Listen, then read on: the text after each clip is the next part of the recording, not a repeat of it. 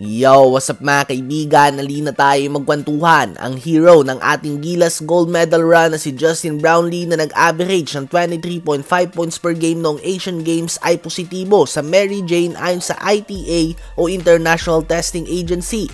Pinatest nga si Justin Brownlee noong October 7 mga kaibigan at ngayon ay lumabas na ang resulta nito. Ang sample collection authority din dito ay ang China Anti-Doping Agency.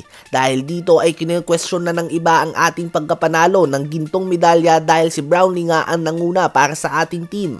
Well, una sa lahat ay Mary Jane lang nga yan. Hindi naman ito substance sa performance enhancing o PEDs kung tawagin. Sa NBA nga mismo ay legal na ito. So kung mag-positive man siya dito ay dapat na hindi maapektuhan ang ating gintong medalya at walang kinalaman dito ang paggamit ng MJ.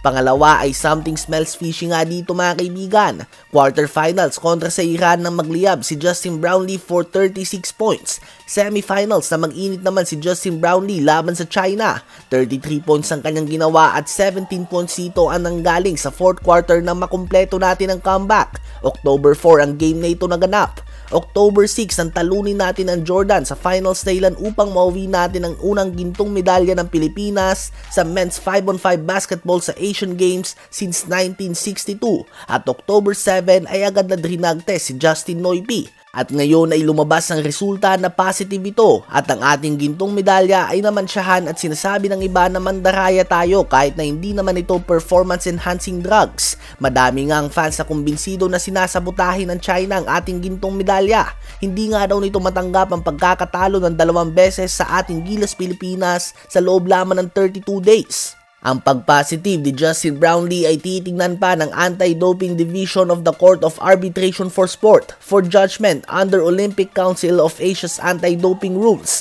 o sa madaling sabi ay titingnan pa ito ng maigi ng Olympic Council at kapag proven guilty ay posibleng masuspinde si Justin Brownlee sa mga susunod na FIBA tournaments o kaya naman sa Olympic qualifiers and Olympics kung makapasok man tayo dito.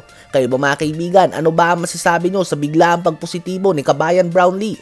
Isama na din natin sa update na ito na inaasahan nga ni Coach Darvin Ham si Anthony Davis na mag-take ng 6 na 3-point shots per game. Isang bagay na confusing and at the same time ay very surprising. Alam nga natin na may kakayahan si AD na tumira at may pasok ang mga 3-point shots. Ngunit una sa lahat ay napakataas nga ng 6 3-point attempts per game. Lalo na kung siya nga ang starting center ng Lakers. Dahil ang mga play nga ay madalas sa kanya sa poste o kaya naman off a pick and roll. Mas madalas nga siyang nasa pinta kaysa labas. Mostly nga ay nasa mid-range area siya at hindi sa 3-point line.